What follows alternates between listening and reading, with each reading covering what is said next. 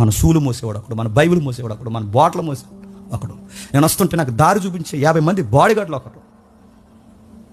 లైవ్లో చూస్తున్నా చెప్తున్నా, ఇలాంటి వాళ్ళని మీరు పిలకండి దయచేసి అని చెప్తున్నా. ఇలాంటి వారిని మీరు పిలవకండి.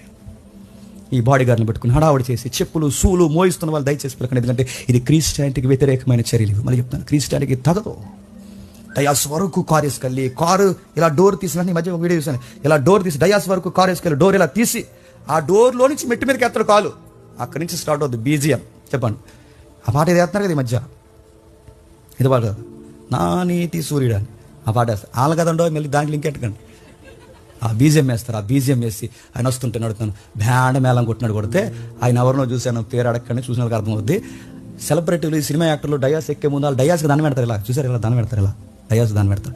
పాస్టర్ గారు మరి ఏ మైమరిపుంపులో వచ్చేసాడో ఆ వచ్చేసిన వెంటనే డయాస్కి దాన్ని పెడతాడు ఇలాగా. ఇదేం పిచ్చిరా మీకు?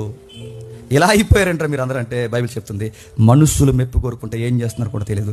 నా ప్రభు చూడు, నీకన్నా నాకన్నా గొప్ప గౌరవం కలిగిన నా ప్రభువు తన గౌరవాన్ని కలవరిగిరిలో మన గౌరవాలు కాపాడడానికి తన గౌరవాన్ని బహిరంగంగా వదిలేసి